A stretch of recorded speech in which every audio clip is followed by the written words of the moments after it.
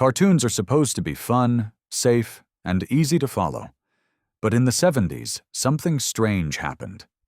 Saturday mornings became a swirling kaleidoscope of color and chaos that left kids staring at their TVs in wide-eyed confusion. Were these shows really meant for children? Or were they elaborate experiments in pushing young minds to their limits? That's the big question. Buckle up, because what you're about to see isn't just Saturday morning fun. It's 20 bizarre, psychedelic cartoons that kids never forgot. The Point, 1971. Imagine being a kid in the early 70s, turning on the television, and finding yourself in a land where every character had a pointed head, except one. That was The Point, a TV movie narrated by none other than Ringo Starr. At first glance, it looked like a fairy tale about individuality.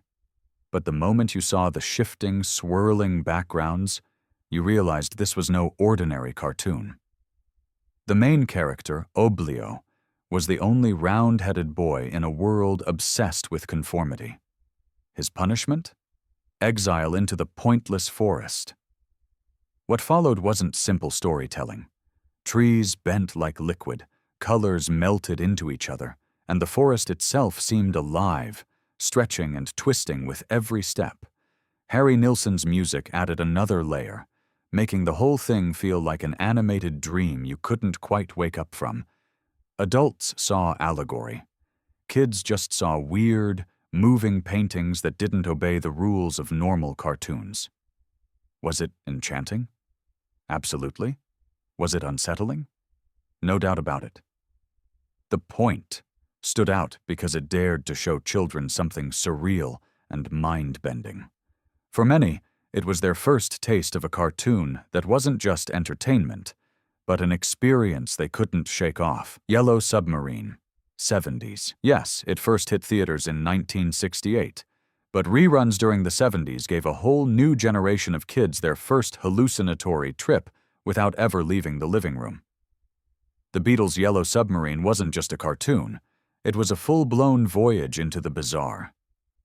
Pepperland, blue meanies, flying hands, and landscapes that looked like they were designed by someone lost in a daydream. This was the world kids stumbled into on TV. The characters stretched, bent, and twisted across frames that looked more like art gallery walls than cartoon backdrops. And then there was the music. Songs like Lucy in the Sky with Diamonds didn't just play, they exploded into visual fireworks. Colors pulsed, shapes danced, and monsters made entirely of holes devoured each other in ways that defied logic. Imagine being 6 years old and trying to figure out why a submarine was floating through a rainbow ocean while a chorus of hands waved across the screen. Parents shrugged it off as that Beatles cartoon. But for kids, Yellow Submarine was overwhelming. It was bright, enchanting, and yes, a little terrifying. By the time the reruns ended, this animated odyssey had permanently cemented itself as one of the strangest and most unforgettable experiences to ever beam into a child's home. Fantastic Planet, 1973. Some cartoons delighted children. Fantastic Planet traumatized them. This French-Czech animated film wasn't like anything shown on Saturday mornings. Instead of friendly animals or superheroes, kids who stumbled onto late-night broadcasts were greeted by giant blue aliens known as drags, towering beings who kept tiny humans as pets. The visuals were hypnotic and strange. Plants bent into impossible shapes. Creatures morphed into hybrids that looked like nightmares scribbled into a sketchbook. Every movement was slow and deliberate, like watching someone's subconscious projected onto a screen. Add in the eerie soundtrack, and the entire film felt more like drifting into a fever dream than watching a cartoon. For adults, it was a metaphor about control and oppression. For children, it was raw unease. There were no comforting laughs or slapstick pratfalls, just unsettling images of humans being toyed with, controlled, or exterminated with cold precision. Yet despite its strangeness, or maybe because of it, Fantastic Planet became a cult classic. It proved cartoons could be philosophy, art, and nightmare all rolled into one. For kids who caught even a glimpse, those giant alien faces were impossible to forget. The Jackson 5 Cartoon, 1971–73. On the surface, this was bubblegum fun, the Jackson 5 touring the world, solving problems and singing their hits. But once you looked closer, the Jackson 5 Cartoon was less about story and more about turning Saturday morning into a spinning lava lamp. Entire episodes shifted on a dime. One moment, the brothers were rehearsing. The next, they were floating through rainbow-colored space, chased by pulsing, abstract shapes. Doors opened into nowhere. Characters shrank, stretched, or multiplied for no reason. Plot lines evaporated, replaced by sudden bursts of music videos that made kids forget where the story even started. Songs like ABC and I'll Be There became the centerpieces, each paired with animated dreamscapes. Guitars pulsed, backgrounds swirled, bright silhouettes of the brothers multiplied across the screen like reflections in a kaleidoscope.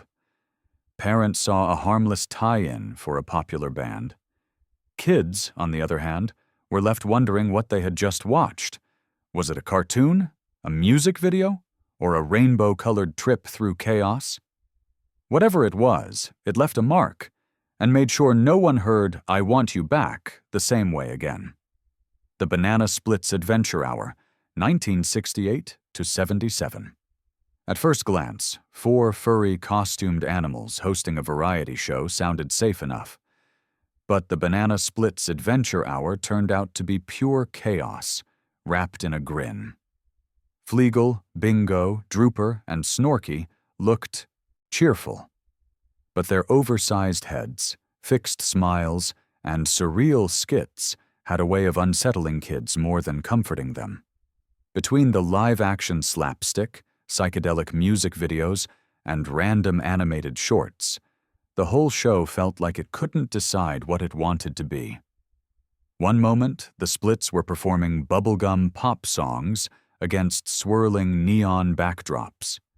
The next, they were being chased through hallways that stretched and looped like a carnival funhouse. The editing was rapid, the colors oversaturated, and the constant barrage of gags gave the show a manic, dreamlike pace. Parents dismissed it as harmless, even wholesome. But children knew better. Something about those permanent grins and nonsensical adventures felt slightly off. The Banana Splits became a cult classic precisely because it was too weird to ignore. For many kids, it was the first time Saturday morning TV felt less like fun and more like a trip they didn't ask to take. Here Comes the Grump, 1969–71. On paper, this looked like harmless Hanna-Barbera-style fun, a cranky wizard trying to stop a cheerful princess from finding happiness. But once the show started rolling, here comes. The Grump felt more like a half-remembered dream than a straightforward cartoon. The landscapes themselves broke every rule of logic. Mountains swirled like soft serve, castles floated in impossible directions, and skies shifted colors mid-scene. The Grump, a squat wizard with a dragon sidekick, wasn't exactly scary. He was more like a cartoon that had been stretched and twisted until it felt oddly distorted. What made the series unforgettable was its randomness. One moment, Princess Dawn and her companions were in a fairy tale forest. The next, they were lost inside a psychedelic swirl of backgrounds that looked like an artist's doodles come to life. Transitions bent like kaleidoscopes, and plots often wandered in circles that didn't quite make sense. Kids who tuned in expecting Scooby-Doo-style laughs were left baffled. But that was part of the magic. Here Comes the Grump didn't try to be logical.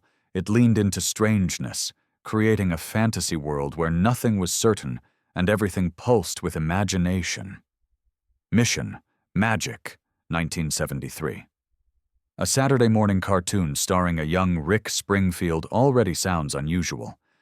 But add a magical teacher named Miss Tickle, a glowing ring, and weekly trips into alternate dimensions, and you've got Mission Magic, one of the strangest blends of music and children's TV.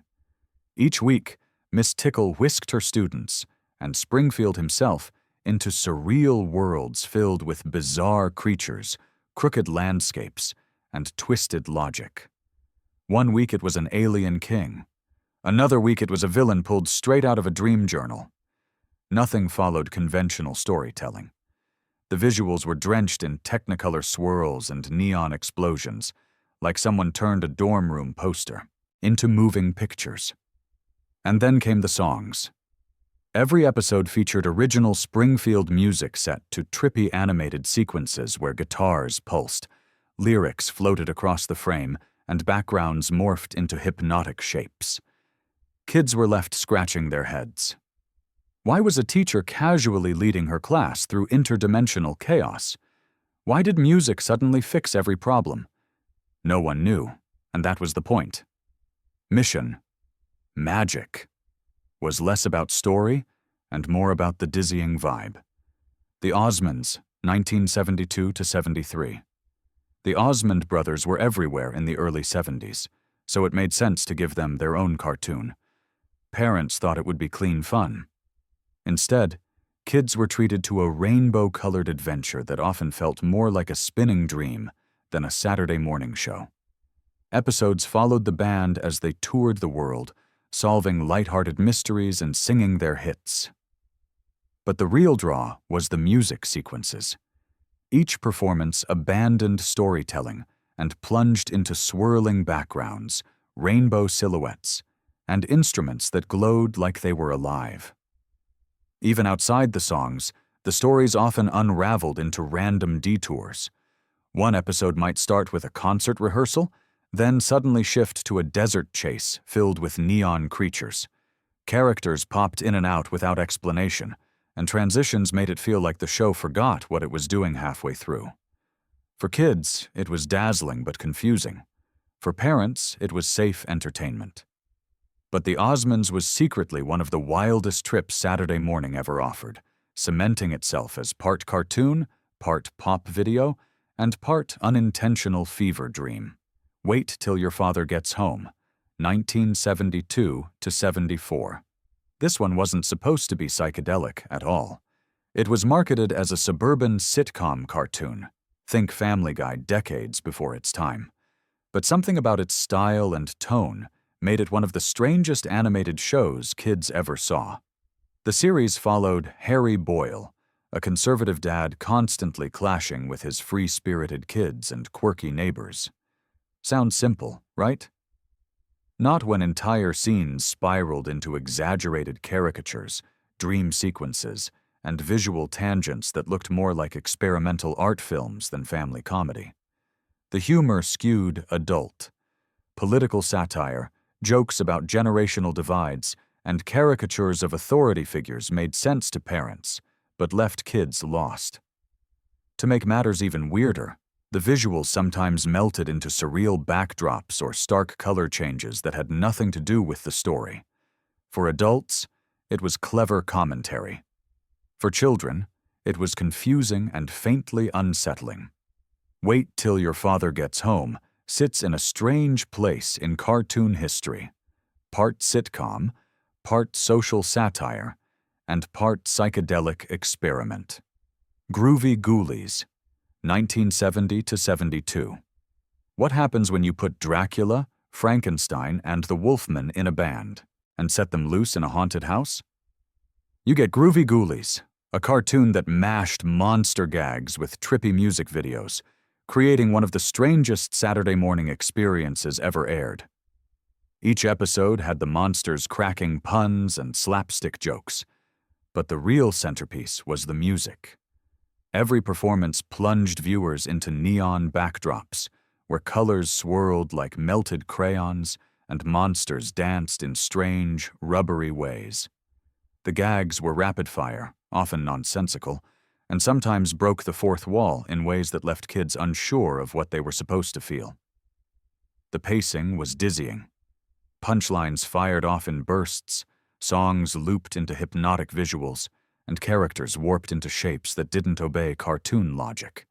For children, it was hilarious and confusing at once. For parents, it was just silly monster fun. But ask anyone who grew up with it. Groovy Ghoulies wasn't just another cartoon.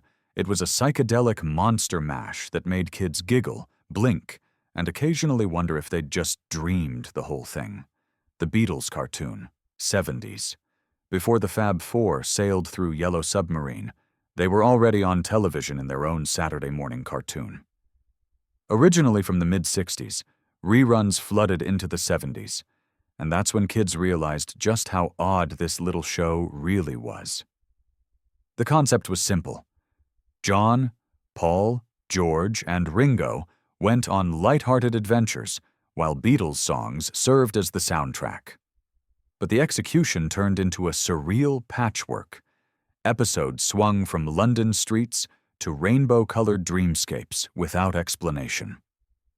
One moment the band was chased by talking animals, the next they were floating across the sky with no ending in sight. The animation was jerky and exaggerated. Characters froze in odd expressions or stretched like rubber bands.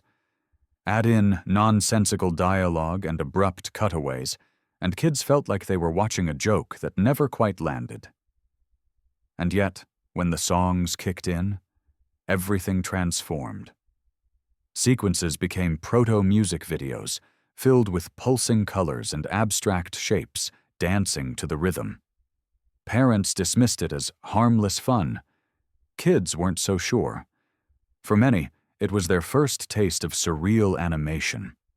The Beatles cartoon wasn't polished, but it carved its place in history as one of the strangest, most psychedelic Saturday morning experiments of its time.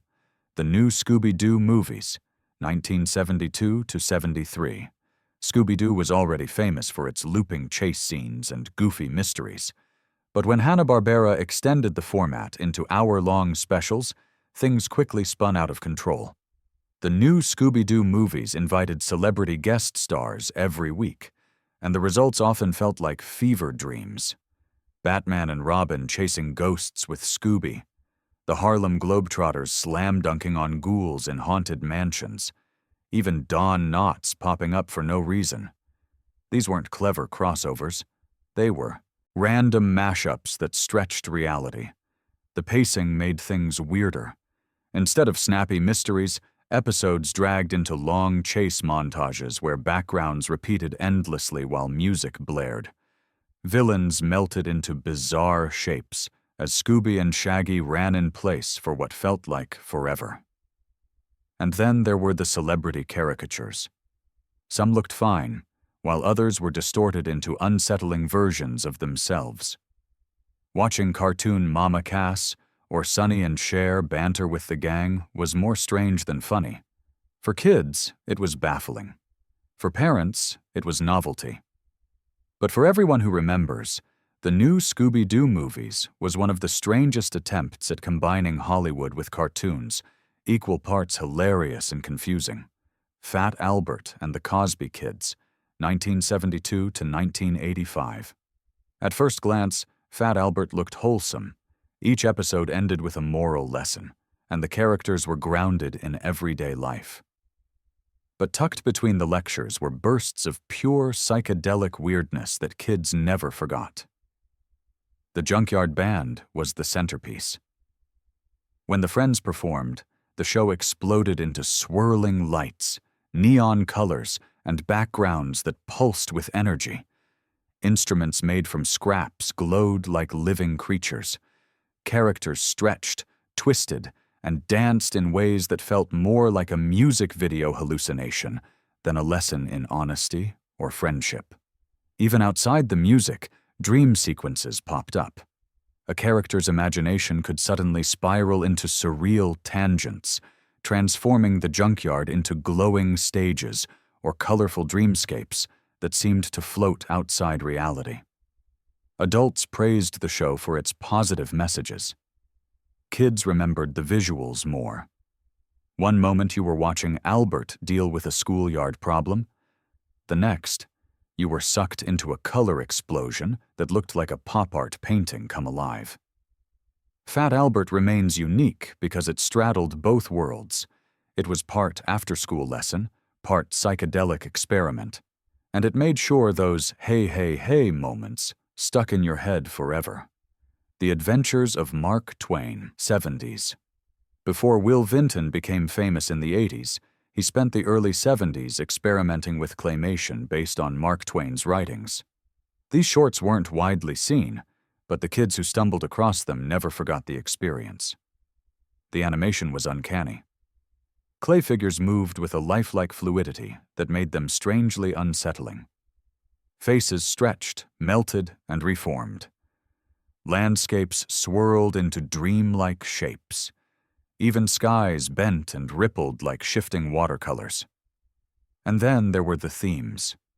Twain's stories wrestled with big ideas, morality, mortality, human folly, and Vinton leaned into them. For children expecting cheerful characters, this was something else entirely. The clay people looked too real to be comforting and too distorted to be safe. What you got wasn't a standard cartoon. It was philosophy. Turned into clay nightmares. For adults, it was art. For kids, it was an eerie reminder that animation could be both beautiful and terrifying. Though not as famous as Vinton's later work, these experiments pushed animation into new territory. They blurred the line between entertainment and avant-garde art, leaving viewers both fascinated and unsettled. The New Adventures of Huckleberry Finn, 1968 to 1970. Nothing prepared kids for the strangeness of The New Adventures of Huckleberry Finn. Imagine live-action children suddenly dropped into an animated world, and you've got one of the most bizarre hybrids ever broadcast. Every episode began with Huck, Tom, and Becky escaping Injun Joe, only to land in a new animated setting. One week they faced a fantasy kingdom, the next, robots or mythological beasts. The mix of real kids against psychedelic backdrops was jarring, almost unsettling. The cartoon landscapes bent in impossible ways. Storms raged in flashing neon colors. Monsters loomed over the tiny children, making them look even more out of place. The live-action acting clashed with surreal animation, giving the whole series an eerie, dreamlike feel. Stories meandered without clear endings.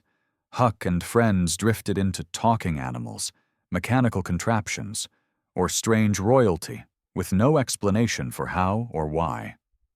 For adults, it was a clever experiment. For kids, it was like watching three children trapped in a cartoon nightmare they couldn't escape. The New Adventures of Huckleberry Finn remains one of television's strangest experiments. It wasn't meant to be normal, and it never was. Josie and the Pussycats in Outer Space, 1972 to 74. Just when you thought Josie and her bandmates couldn't get more far out, Hanna-Barbera launched them straight into the cosmos. Josie and the Pussycats in Outer Space wasn't just a sequel series. It was a neon roller coaster where every planet looked like it was designed inside a lava lamp. The setup: Josie, Valerie, Melody, and the gang are stranded in space after a rocket mishap. Each week they encounter aliens, cosmic villains, and surreal landscapes glowing in impossible colors. The backgrounds pulsed like living paintings, and the adventures were less about logic and more about dazzling visual spectacle.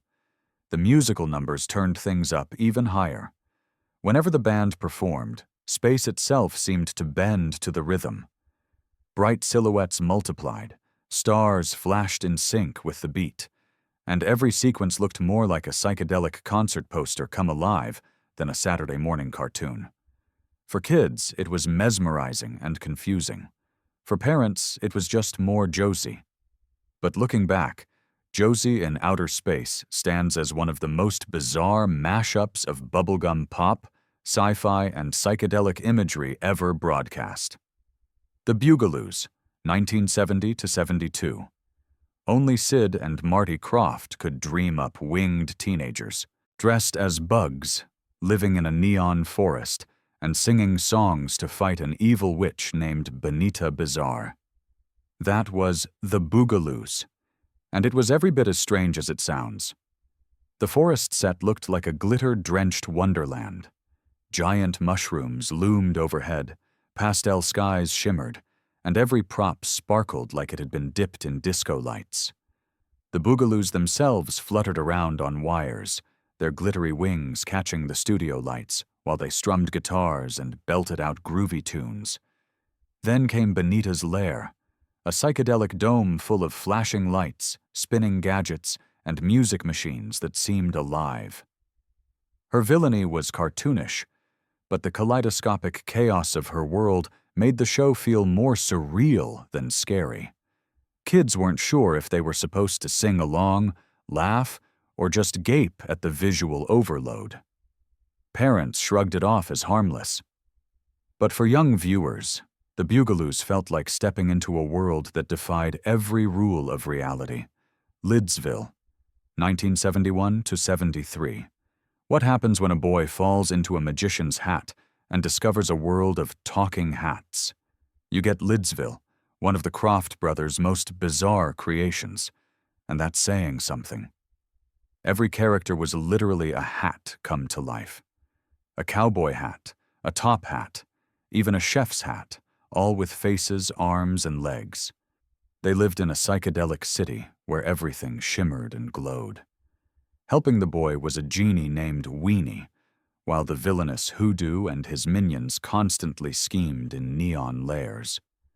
The visuals were hypnotic. Oversized props filled the screen, backdrops swirled in bright colors, and dialogue often slipped into endless hat-related puns. Entire episodes wandered in circles, with slapstick chaos replacing logic at every turn. For kids, the strangeness was overwhelming. Was this supposed to be funny? Creepy? Both? Nobody knew. But once you saw Lidsville, you never forgot it. It was a fever dream disguised as Saturday morning fun, and it still stands as one of the most unforgettable oddities of its time. H.R. Pufnstuf, 1969 to 1972. No list of psychedelic kids shows is complete without H.R. Pufnstuf. Airing just before the 70s but living on through endless reruns, it introduced children to Living Island, where everything talked, from trees to flutes, and a friendly dragon was mayor. On paper, it was whimsical. On screen, it was downright trippy. Costumes were oversized, with giant heads and permanent smiles that looked both charming and eerie. Witchy Poo, the villain, cackled her way through neon sets filled with smoke, flashing lights, and bizarre gadgets. Every episode blended slapstick with surrealism. Colors were cranked to extremes, sets swirled in kaleidoscope patterns, and transitions looped in dizzying ways. For kids, it was magical and unsettling at the same time. For parents, it was just another puppet show. But H.R. Pufnstuf became a cultural icon precisely because it refused to be normal. It was the ultimate psychedelic playground, equal parts enchanting and strange, and it carved out a permanent spot in television history. The Brady Kids, 1972 to 74. Yes, even the Brady Bunch went psychedelic. The Brady Kids cartoon spun off from the live-action series and quickly ditched suburban normalcy for full-blown chaos. Suddenly, the Brady children had a talking bird named Marlin, magical pandas, and adventures that flung them through time and space. One episode they were rehearsing music. The next, they were solving puzzles in ancient Greece or floating through neon galaxies. Nothing followed logic. The animation leaned heavily on bright colors and swirling transitions, making the stories feel even more unmoored. The kids' musical numbers often spiraled into full-on psychedelic sequences, with rainbow backdrops and dancing shapes taking over the screen. Parents saw it as a harmless spin-off. kids weren't so sure. For many, it was their introduction to just how far cartoons could bend reality. The Brady Kids may not have lasted long, but it proved that even the most wholesome family could be dropped headfirst into the strangest Saturday morning trip of the decade.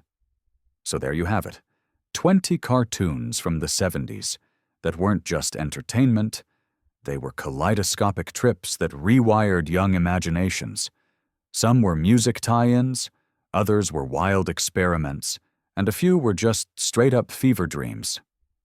But they all had one thing in common. Once you saw them, you never forgot them. Which of these shows warped your Saturday mornings? Drop your memories below, hit subscribe, and let's keep exploring the wildest corners of animation history. Who knows what forgotten oddity we'll uncover next?